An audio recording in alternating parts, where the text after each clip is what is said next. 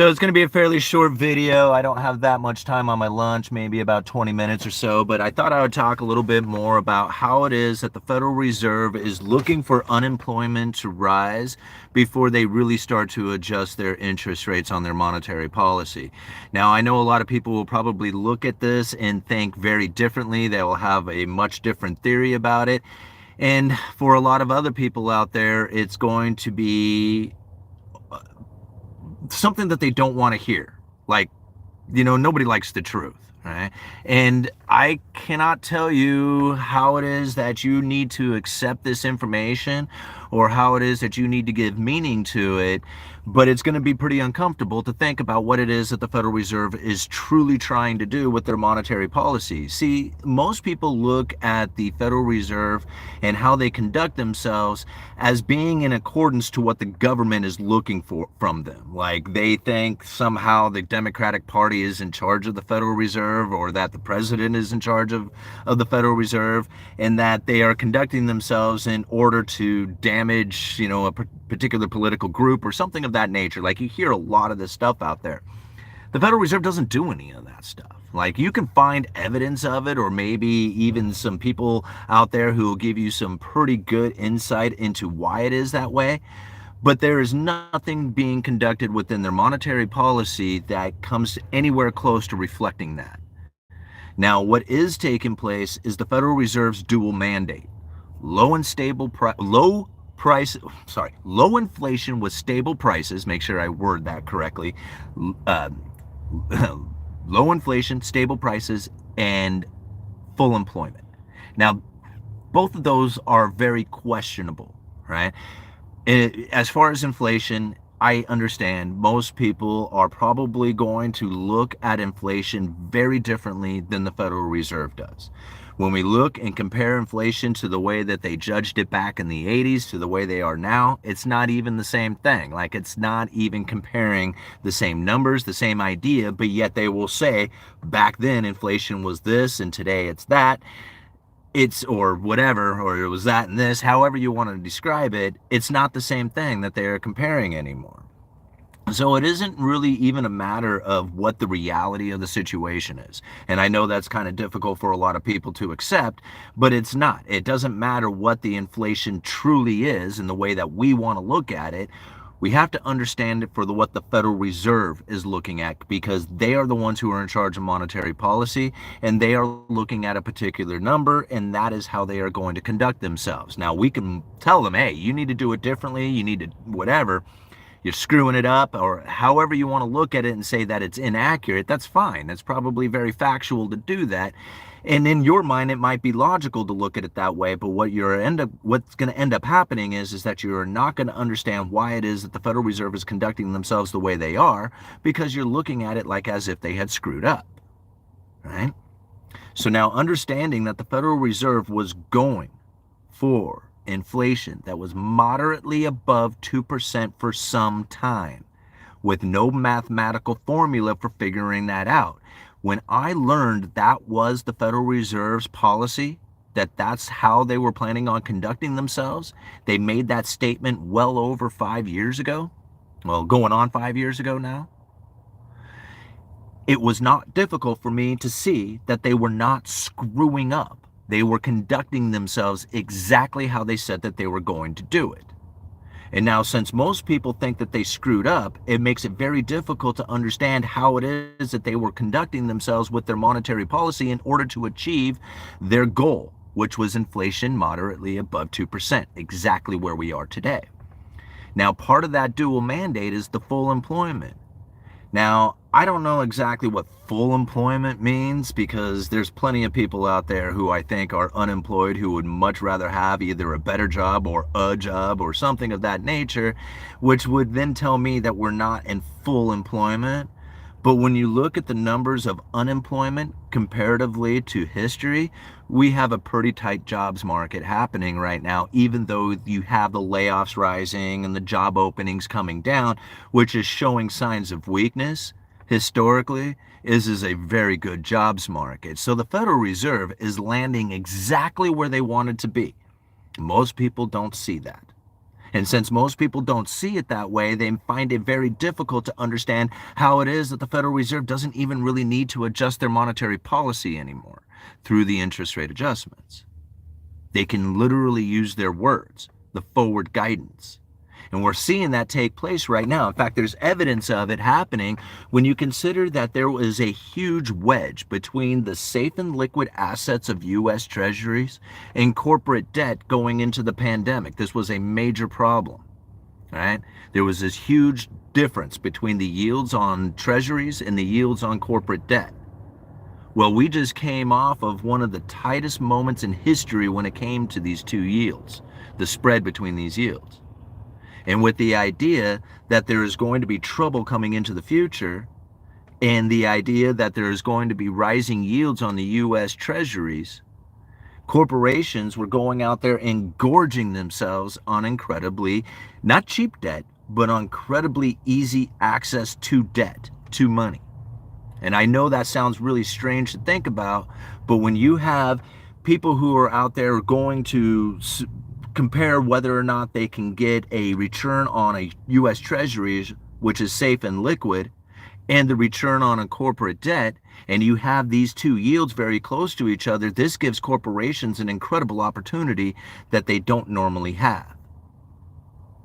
So buying or selling off their corporate debt at this time and gorging on it and getting a hold of cash, what ends up happening when these corporations withdraw this cash? They start investing that. They start spending it. Right? Sitting on cash isn't exactly the position they want to take if they don't have any need to deploy that cash. Expanding operations, corporate management's willingness to invest, hiring people. Think about what it is that's going to come to the future. If you have corporations who are loading up on this right now, what is it that they're going to do in the future?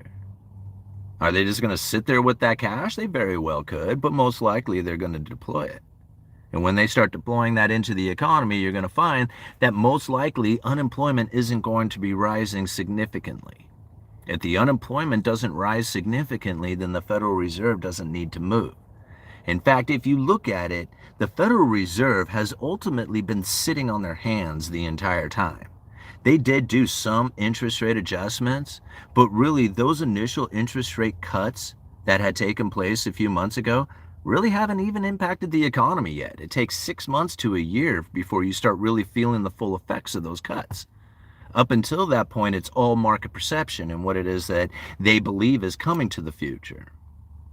And so when you think about the Fed's dual mandate, low inflation with stable prices, no set term on what that inflation rate needs to be. Many people think it's a 2% target, but it's a 2% target over time, meaning that they have an average inflation rate over time that they are trying to achieve a 2% target. See, you can have inflation running 1% or 3% forever and still be at your 2% average inflation rate target. And this is the case that the Federal Reserve is now using for their monetary policy. That's why most people are missing it. Most people are looking at them going, man, they're trying hard, but they're not quite getting it to that 2% target. Darn it, they don't know how to do it. They're screwing it up. Meanwhile, the Federal Reserve is back there giving high fives saying, man, we are landing it right where we wanted to be. All right? Low employment, right? Whatever, or low unemployment, full employment, whatever that's supposed to mean, since there is no definition of it. But considering the unemployment number over history, it seems to be fairly decent. And you have inflation moderately above 2%. Going into the future, the Federal Reserve is going to change the way that they conduct themselves when they change this policy strategy. But up until this point, I think that they have absolutely done exactly what it was that they said that they were going to do. Mainstream media doesn't realize that. 99% of the people out there don't seem to think that. But that's exactly through their own communications and through their expectations and their own statement from the policy strategy, this is exactly what they were trying to achieve. So when I think about how it is that these corporations, I left a link down in the description to the article about corporations selling off their lot of debt and how the yields on it are close to the U.S. Treasuries right now. I only think, man, if the corporation is sitting on a bunch of debt or a bunch of money that they had just collected from selling off their debt, I can only assume that the unemployment probably isn't going to be rising significantly from that. So again, the Federal Reserve can just sit there. They don't have to do anything. In fact, the idea of them cutting back on the interest rate cuts, like on how many they are planning on doing going into the future, is very telling of this exact situation. See, this is how I have learned to understand this monetary policy, is I don't trust anything that comes out of the mainstream media anymore.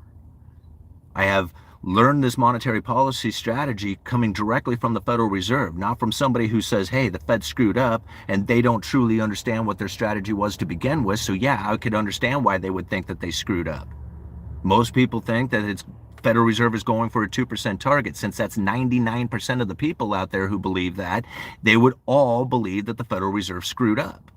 They have not. They were never trying to go for a 2% target. They were going for a 2% average inflation rate over time. Flexible average inflation targeting, to be exact. And then if you really want to, name it off, it's called asymmetric flexible average inflation targeting, AFIAT. Or AIT, flexible average inflation targeting. It's one of the biggest, as far as I can tell, it's one of the biggest gaslightings in history. I've never seen it so prevalent in such a way. I think that Nazi Germany would stand in awe of how well that they were able to use this propaganda. It's just amazing to me to see. And literally people who I know personally, who know how to find the same information that I have found, that I have shared, like left links into the description of everything, they don't see it. They don't see it the same way I do. And I don't understand why. It's like we go to the same places to get the information, how it is that they have truly turned a blind eye to the fact that the Federal Reserve has communicated out there very, very clearly. They didn't reiterate it. They don't at all. There is no reiteration of any of this information. They say it one time, and if you didn't hear it, haha, too bad for you. See, I don't let it go. I hear it one time, and I'm like, hey, remember that time you said that a year ago? That's still taking place, right? You haven't changed your opinion. You didn't say anything differently about it, so this is still happening. Even though you didn't bring it up again, I know so, because you haven't changed how this is going down. And considering exactly how it is that it's happened here, it leads me to believe that they are very much in line with what it is that they had anticipated. You will see them move a difference, be a major difference to their game when you see unemployment rise. If unemployment was to rise significantly, that is part of their dual mandate. They will be forced to do something about that. But right now, considering these corporations gorging on this debt, I would only assume that unemployment's probably not going to be rising, not anytime soon. Could some. I wouldn't be surprised at all to see the unemployment rising and people making a big deal out of it, but still not realizing that it's still historically low. You think about it, here's something that somebody had brought up to me a while ago. And they said, what about the inverted yield curve? And I thought, yeah, this inverted yield curve has always been a really good indicator of a recession. But the one thing that came up in my mind when I started realizing that the inverted yield curve may not be the predictor of the recession like it once had, is because of something that Alan Greenspan had said when they asked him about that. He said it's a great indicator. He says it's one of the better indicators to predict a recession. But what he likes to look at instead is the spread between the 5-year and 30-year treasuries. Now, the spread between the 5-year and 30-year treasuries, when that starts to widen, he says it's a very good indicator of good economic activity, as it is showing that corporate management's willingness to invest. Now, I'm not exactly sure what all that meant, but I remembered that because I just don't forget some stuff. I locked that in and I'm saying, okay, well, I'm going to pay attention to the 5-year, 30-year spread. And if you go and you type that in fact, once I get this uploaded, I will go get a link and I'll leave it in the link into the description of this video so that you can go look at it for yourself. And you're going to find that it is low. That spread between the two is very tight, but it has been widening over the last couple of years. And now, is it moving significantly? I don't see that happening yet. Is the opportunity for it to move significantly coming up? I believe it is. The inverted yield curve, or the inverted yield curve, has uninverted in many ways, not fully, like, because a lot of people say that it's uninverted, but that's not exactly true. The 2-year, 10-year, right, that indication has proved itself in the past to be a recession indicator, but it doesn't seem to be playing out today. So what I would be paying attention to is what Alan Greenspan had said to pay attention to as far as economic activity picking up, and that's the spread between the 5-year and 30-year, and I think that's starting to move. Is it significant? Not yet, but could it be? Yeah. Especially considering the tightness between the spread between the safe and liquid assets of U.S. Treasuries and corporate debt. This is another sign that these corporations may be in a position in which that they are going to be willing to invest. That's good economic activity happening from that. These are things that most people probably don't see. And again, it's not something that I learned in some school or from financial, classes or something like that. It's literally sitting there learning about the inverted yield curve and catching one old central banker's comment on how it is that he looks at the spread between the 5-year and 30-year as his economic indicator. And I think it's a pretty good one. I'm not going to let it go. I'm going to keep watching it. Is it going to be my main indicator? Absolutely not. But it's definitely a good one that I don't see a whole lot of other people talking about. All right, 15 minutes into this video. I think it's a pretty good one. Got 361 people watching with 57 likes. Do we have any comments or questions we want to go over? Simon, it means the widespread means people paid fairly for longer duration of loans compared to the short term. Yeah, but why is that the economic indicator of being good, right? Or bad? I mean, depending, I guess, on how you look at it. Sounds like a good buy if it keeps going up. Thanks. And again, this isn't financial advice. None of this is financial advice. It's just stuff that I have picked up over the years that I have used to then help with my positioning of what it is that I need to do with my life. There's nothing that is going to be heard or stated within a video that is going to give you 100% advice that is going to lead you right down the direct path. This is something that you have to figure out for yourself in every way. All right, let's cruise down here. Inverted yield curve has predicted a recession for many years. Yeah, but it's not really predicting this one, did it? Did we actually have a recession? Or, could we still go into one? Absolutely. But I am of the opinion that we have gone through what I believe is going to be the recessionless recession. I can't get everybody else to call it that, but it's definitely the term that I have coined. I've coined that term, right? Recessionless recession, in which that you see the typical, what would typically be the worst part of a recession, and that is the bailing out of the corporations and everybody losing their job. Those two things not happening. Do we see a lot of recessionary type of events happening within the economy with bankruptcies and, the rise of layoffs and all that other stuff? Absolutely. We saw all those things, which would be for most people, hey, this is the recession, right? But we didn't have to bail out the corporations because the corporations had been bailed out during COVID. Most people don't recognize it, that it was taking place, because it wasn't like this big announcement that went out there on the mainstream media. But when the Federal Reserve and the Treasury had set up that special purpose vehicle of the corporate debt lending facility, that special purpose vehicle, that entity that was separated from the Fed and funded with hundreds of billions of dollars, was the credible threat that got the market to go out there and try to front run the Federal Reserve, and they loaded the corporations up with cash. They were able to find all the funding that they needed without the government or the Federal Reserve buying anything. Now, did they buy a little bit of corporate debt? They did, but that established the credible threat. They didn't even really need to do that. All the corporations had pretty much already funded themselves by the time the special purpose vehicle was even set up, right? Because the threat of it being there was enough. So now these corporations were loaded up on cash going into what would have been the recession. They already got bailed out. The market themselves bailed it out. And since nobody really knew that, they had this expectations that that these corporations needed the bailed out when we started going into that recessionary pressure. But they didn't, because they already got it, right?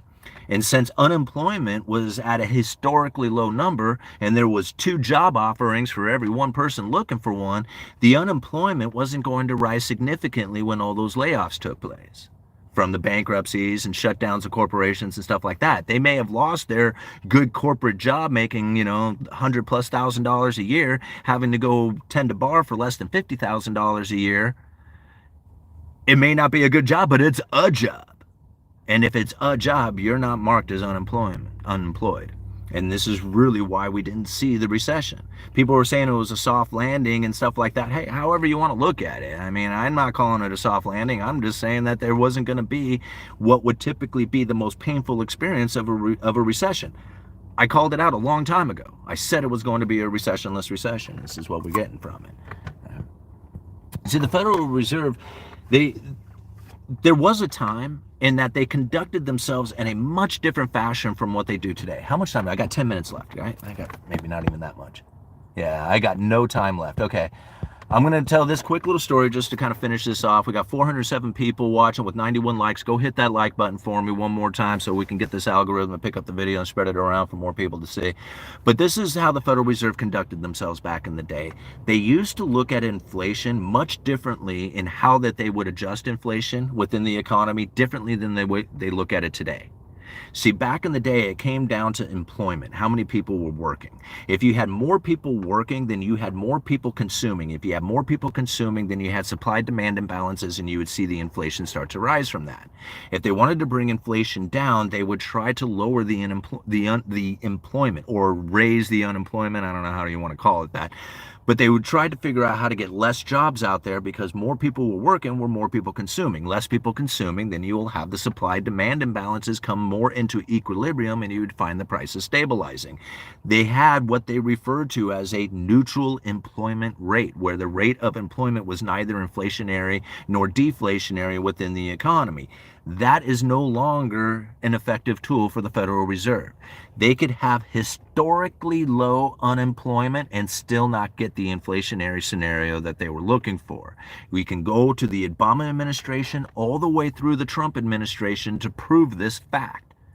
Historically low unemployment and no inflation. Remember, it was at the end of the Trump administration that he said, there's no inflation. The Fed should be printing money, right? That was Donald Trump saying that the Fed should be taking interest rates into negative territory and that the rich people in the room know what he's talking about. Right? Because low interest rates and money printing separates the rich from the poor. So it would make the rich people richer. And that's exactly what he was saying back then. I'm not trying to knock it, right? But that's exactly what it was. I'm trying to be in a position in which that I'm going to try and be rich myself. So it's okay. I'm cool with it, right? I'm not cool with it. It's just, I just accept it for what it is.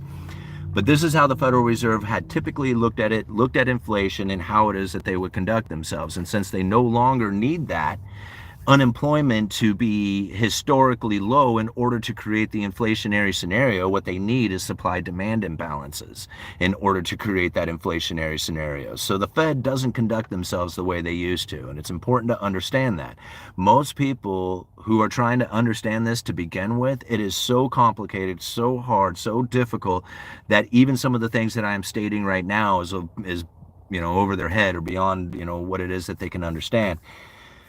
And I get it, but the more you hear it, the more you understand it, the more you listen to it, the more you're going to be able to start seeing what it is that you need to do within your own life in order to deal with the situation we're all in. Okay, Uneducated Economist, you guys are awesome. Thank you so much for hitting that like button. 418 people watching. That's amazing. Thank you all for joining in on today's live stream. I see we got more people who are joining in, but I got to go back to work. So you guys have a great day. Uneducated Economist, you let me know.